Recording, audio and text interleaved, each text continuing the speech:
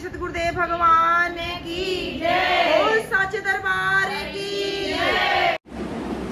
वो प्रभु ही सत्य है जो हर जगह समाया हुआ है, उससे कोई जगह खाली नहीं। संत कहते हैं कि हर जगह मौजूद है पर नजर आता नहीं, और योग साधना के बिना उसको कोई पाता नहीं। वो हर जगह मौजूद है, उससे कोई जगह खाली नहीं। जरे जरे में है झांकी भगवान की, किसी सूझ वाली आंख ने पहचान की। जरे जरे में है झांकी भगवान की, किसी सूझ वाली आंख ने पहचान की। जरे जरे में है झांकी भगवान की, किसी सूझ वाली आंख ने पहचान की।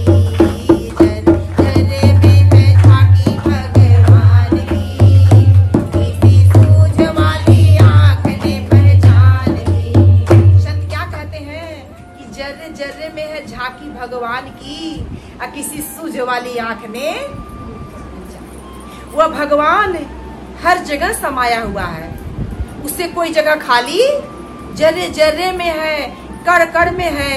हम में राम, तुम में राम, सब में राम समाया है, और सबसे कर लो प्रेम, जगत में कोई नहीं पराया। सबके अंदर वह है, जर्रे जर्रे में समाया हुआ परमात्मा, वह भगवान। जिस भगवान का नाम लेकर के हमारा सुबह शाम होता है, हम ही कहते अरे और नहीं समय तो कम से कम सुबह शाम तो भगवान का नाम ले लिया करो। तो पहले हमें भगवान के बारे में समझना, भगवान है क्या, भगवान कहते किसे हैं, भगवान कौन सत्ता का नाम है जिस भगवान का हम नाम लेकर के सुबह शाम हमारा गुजरता है। भगवान, भग मने इंद्रिया, वान मने चलाने वाला। भग मने इंद्रिया। हमारे पास 10 इंद्रियां हैं। कितनी इंद्रियां हैं? 5 कर्म इंद्रियां हैं और 5 ज्ञान इंद्रियां हैं। 5 कर्म इंद्रियां हैं। ये आंख, नाक, कान, हाथ, पैर, ये सब इंद्रियां ही हैं। ये भग है। भग मने इंद्रियां, वान मने चलाने वाला। इसके अंदर वह बैठा हुआ है, जैसे गाड़ीवान। गाड़ी को चलाने वाला कोई गाड़ीवान रहता है तभी तो गाड़ी चलती है, ऐसे गाड़ी चलती नहीं। ठीक उसी प्रकार ये इंद्रियों को, इस आंख को, इस कान को, इस नाक को, इस मुख को, इस हाथ पैर को चलाने वाला हमारे अंदर वान, जिसे हम कहते हैं प्राण। क्या कहते हैं? प्राण। जिसे हम कहते हैं जान। अरे मेरी जान निकल गई, कहते नहीं। कोई ऐसा कुछ आ जाता है सामने को, ऐसी अचानक में कोई बात होती है, अचानक में कोई आफत आ जाए, कोई विपत आता, तो अरे मेरी जान निकल गई। क्या निकल गई? जान निकल गई, कहते हैं ना, जान निकल गई। ये वान है जो हमारे अंदर बैठा हुआ है, जो सब चला रहा है मेरी प्रिय बहनों, सब चला रहा है। हाथ चला रहा है, पैर चला रहा है, मुंह चला रहा है, कान चला रहा है, सब चला रहा है। लेकिन जिस दिन ये वान निकल जाता है, ये प्राण निकल जाता है, ये शरीर किसी काम का होता है?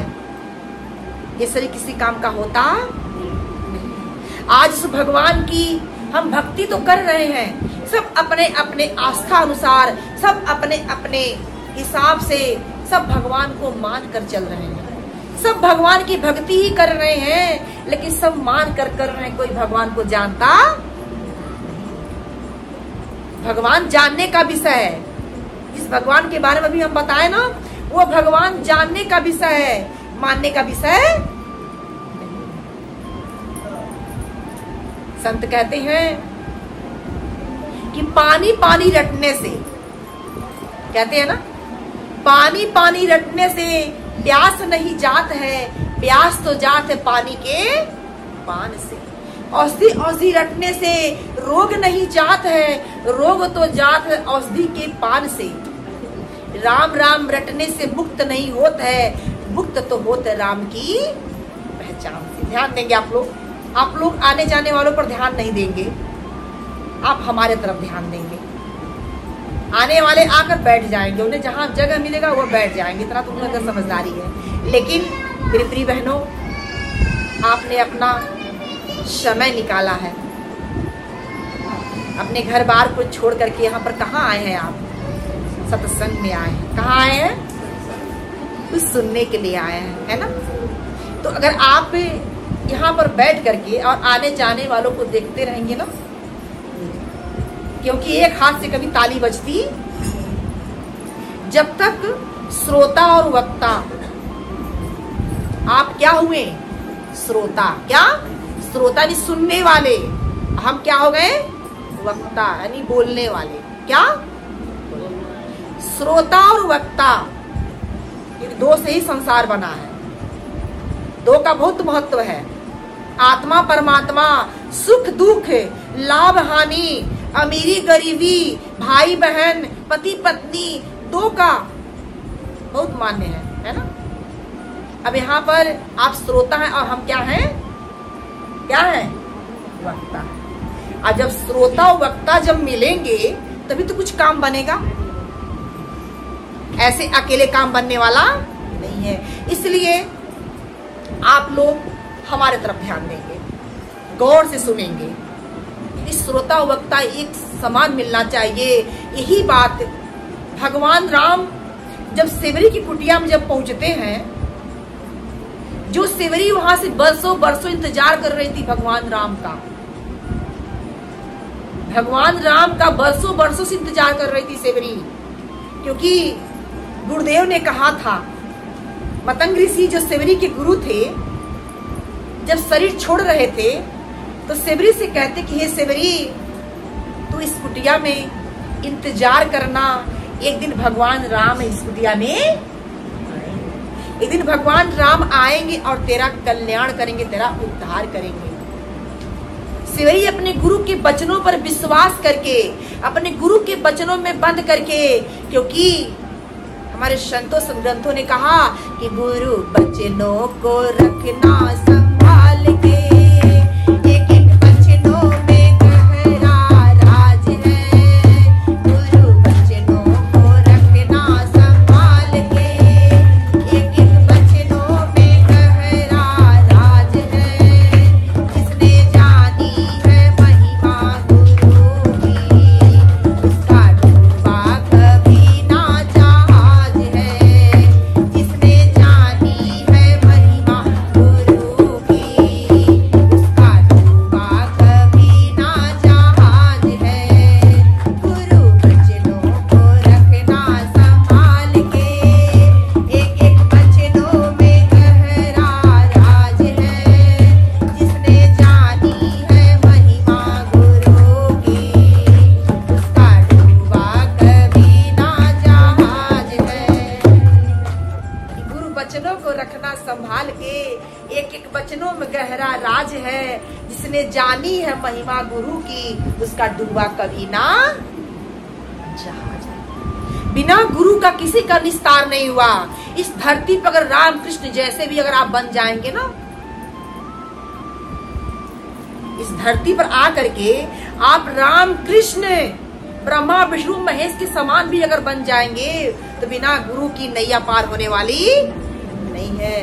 गुरु बिन भव निधि तरई न कोई, अजो बिरंच संकर सम होई।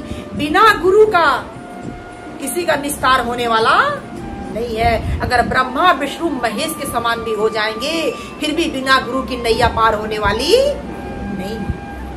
वही गुरु महाराज जी, वही संत, वही सतगुरु सेवरी से कहते कि हे सेवरी, तू इस कुटिया में इंतजार करना, एक दिन भगवान राम तेरी कुटिया में आएंगे। भगवान राम नहीं कहते कि सेवरी मैं तेरी कुटिया में आऊंगा, किसने कहा था? गुरुदेव ने कहा था। सेवरी वहां पर बरसों बरसों से इंतजार कर रही थी, एक दिन भगवान राम आए, एक दिन भगवान राम आए। सेवरी को पहचानने में कोई दिक्कत हुआ? कोई दिक्कत नहीं हुआ। भगवान राम जिसके महल में पले, जिसके गोद में खेले,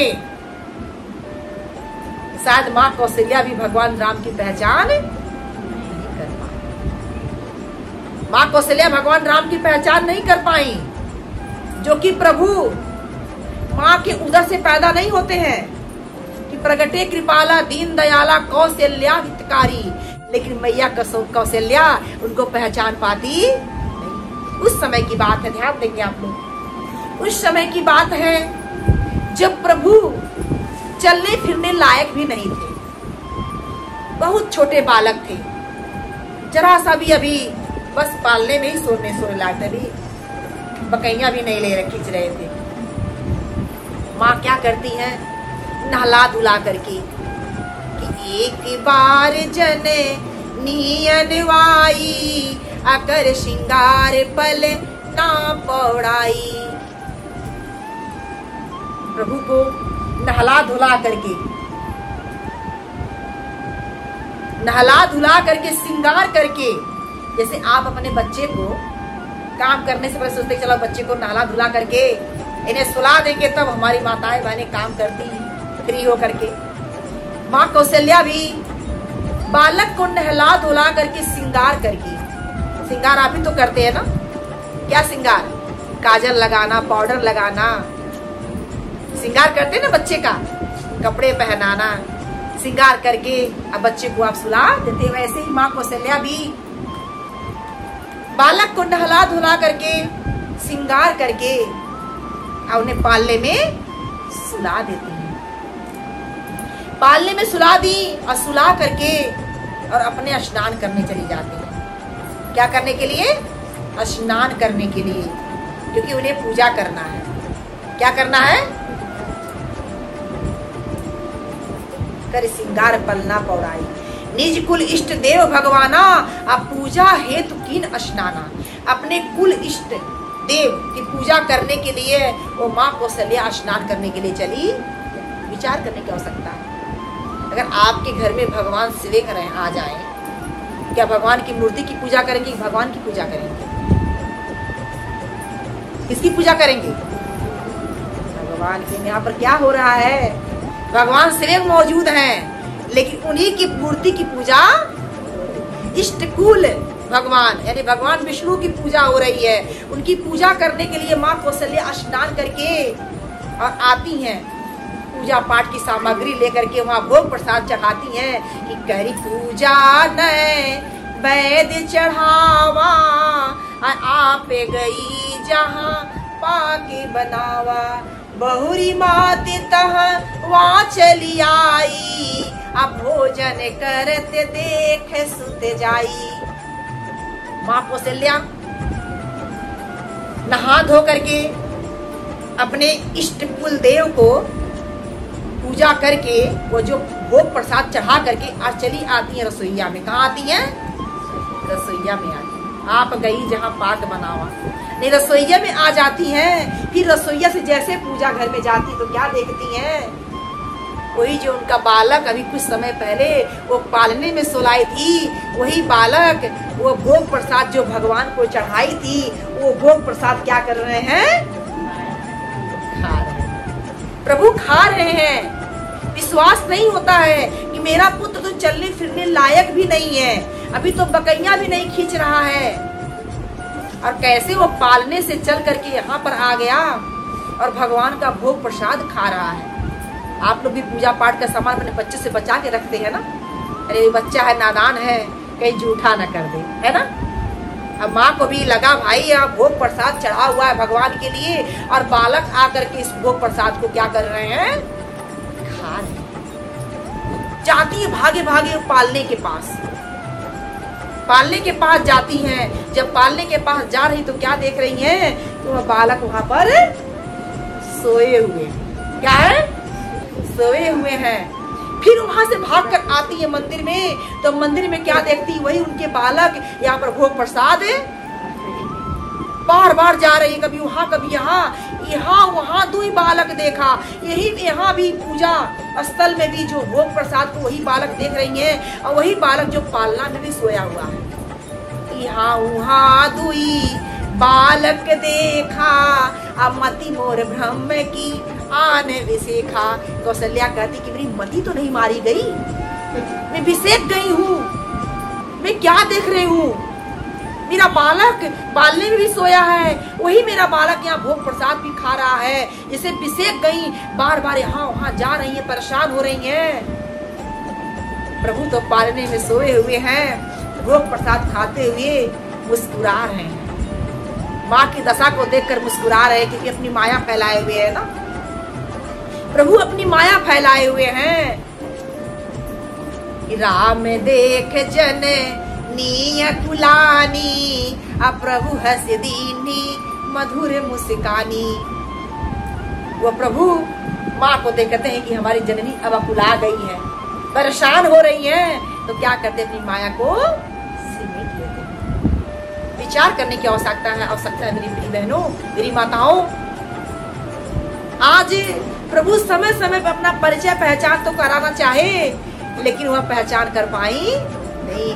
लेकिन जब सेवरी की कुटिया में जब भगवान गए ना, जब भगवान राम जब सेवरी की कुटिया में गए तो सेवरी को बिल्कुल भी पहचानने में दिक्कत।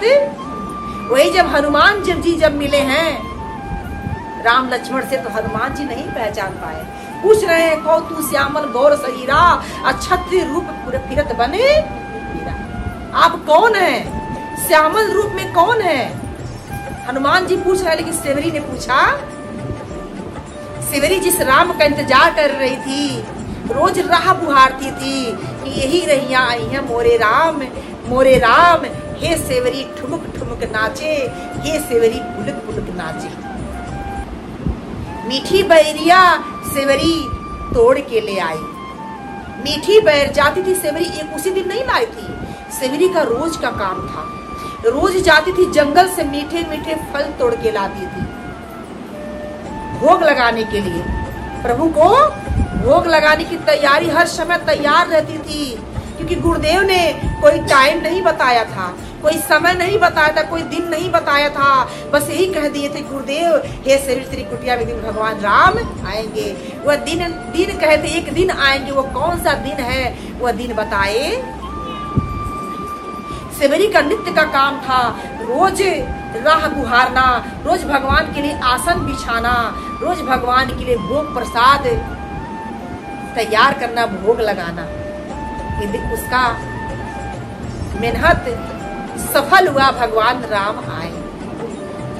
सेवरी हजारों बरस से इंतजार करती रही, वहां पर प्रताड़ित होते रही, दुख सहते रही, क्योंकि जहां पर सेवरी थी ना, वहां पर ऋषि मुनि तपस्वी सब सेवरी को मार मार के लहू लुहान कर देते थे। सेवरी को कोई पसंद नहीं करता था। जानते क्यों? कि सेवरी नीच जात की थी। कौन सी जात में? नीच भीर जात की थी। देखने में भी सुंदर नहीं थी, कुरूप थी। यही कारण था जितने भी ऋषि मुनि तपस्वी थे ना, सेवरी को जब मिल जाए ना, उसे मार मार के लहू लुहान कर देते थे। जिसे सेवरी रास्ते में अगर मिल जाए, सब कुछ सहते हुए अपने गुरु के वचनों पर विश्वास करके सेवरी वहीं पर बैठी रही, वहीं पर इंतजार करती रही। एक दिन भगवान राम आए। एक दिन भगवान राम आए। सेवरी हर्ष के मारे फूले नहीं समाई, प्रभु को आसन बिछाकर प्रभु को बिठाती है, और कंद मूल फल जो लाई थी जंगल से तोड़ करके वो प्रभु के सामने रख देती है। कंद मूल फल सुरस यति दिए राम कहुआन, प्रेम सहित प्रभु खाए बारंबार बखान। वो सेवरी का कंद मूल फल जो चक करके बैर लाई थी, बैर जो सेवरी लाई थी ना, जो भी फल वो चक के लाई थी। लोग कहते हैं भगवान सेवरी के जूठा बैर खाए थे। सेवरी के जूठा बैर ने सेवरी के भाव को खाए थे। क्या खाए थे? भाव। कि भाव का भूखा